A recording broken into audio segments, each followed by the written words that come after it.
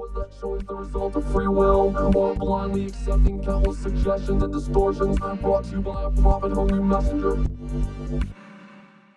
Hi there. In this video, I want to look at the usage of a vocoder because it's a great way to make tracks interact. In this example, I'll be using my voice as kind of a complex filter and running my big orchestral pad sound through it to create this kind of chordal, strange vocal texture. A vocoder is a complex device, just like multiband dynamics was, but we were able to look at that last week, so let's check out vocoder this week.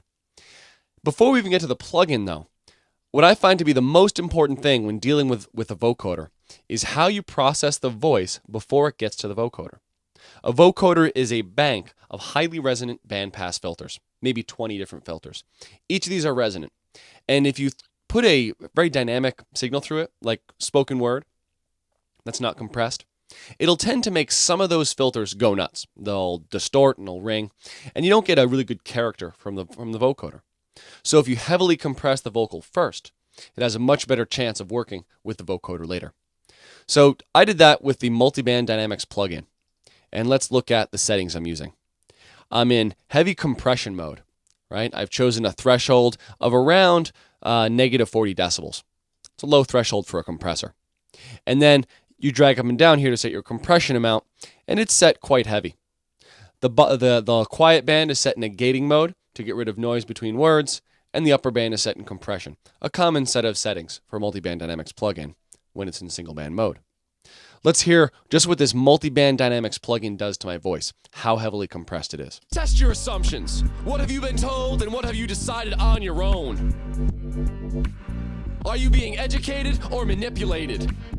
So we see that it's being compressed quite a bit. In fact, the negative gain thing was sitting around 25 decibels, minus 25 decibels when I was speaking. So heavy, heavy compression. I flattened out the dynamics of my voice. It sounds kind of funny and small by itself, but when going into the vocoder, it will work well. Now, when working with the vocoder, I find it's really useful to be able to blend in some of the dry, but also be able to process the dry in a different way than the vocoder. To be able to do that in live, we need to create an effect rack, and we get kind of parallel chains that allow me to process the dry, unvocoded signal differently than the vocoded signal. I do that by dragging my vocoder into a track, right-clicking on it, and choosing group, and then showing the chain list. We see that this first chain, I'll just name vocoder. In this example, I want to get like more of an aggressive sound to go with this vocoder. So I'll create a second chain that'll have my voice but distorted. To do that, I'll just right-click and create chain, and I'll rename this distort. And that's where I would put the distortion. In the vocoder chain, the default is to have the carrier set to noise. Now the carrier is the sound that's running through the filters. In this case, the carrier will be my pad sound for my track. To choose an external track or a different track as your carrier, you click on this and choose external. When I'm using a vocoder, it's almost always in external mode. And then I go to audio from and choose which track I'd like to run through the set of filters that is my voice. So I'll choose pad in this instance. For a routing point, I think post effects is a good setting. So that way, even though my pad track is a very low volume, I'll still get a good signal going into the vocoder.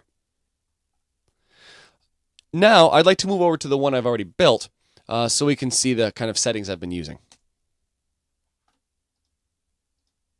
And let's hear just the vocoded chain.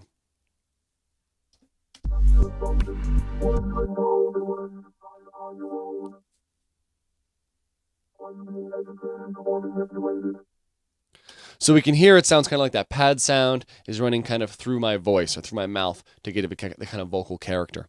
Now it's kind of hard to understand the words with this setting, and that's often the case with vocoders. I find the big challenge is kind of getting that balance between it sounding nice and robotic and actually being able to understand the words. I approach it by creating a second chain and putting a high-pass filter and a distortion on it. If I blend this in, you'll be able to understand the words much better. Test your assumptions. What have you been told and what have you decided on your own? And then I can turn this up. Are you being educated or manipulated? And get a balance I like between the two signals. But I like to keep this fairly low. If you're not using a second chain, that's fine. You'll have to use the unvoiced section to let the S and F sounds come through, and then maybe lower dry wet a little bit to get a little of that to let a little of the dry through, which will help understand the words. But I like the 2 chains and distorting the second one. Some settings in Vocoder that you'll want to use. The main 3 that I think are really useful are going to be release, attack, and formant.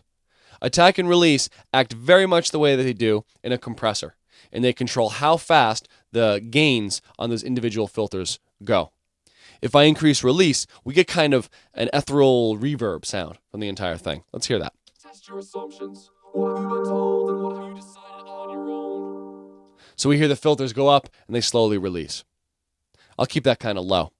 If I reduce attack really far, it gets kind of clicky as they jump up really fast. Test your assumptions. What have you been told and what have you decided on your own? Are you being educated? If you want to get a real kind of vocal, understandable character, you keep them as low as possible, but avoiding distortion, similar to what we do with the compressor attack and release. Formant moves those filters around a bit, so you can kind of make a man sound more feminine or a female sound more masculine, or just kind of get a big kind of mean quality to things if you do it right. Let's hear that. Test your assumptions. What have you been told and what have you decided on your own? Are you being educated or manipulated? Kind of a cool sound like that, but I like it at -3 for this example. Test your assumptions. What have you been told and what have you And in the whole mix, Are you being educated or manipulated? What that choice is result of free will, or blindly accepting countless suggestions and distortions brought to you by a profit-only messenger.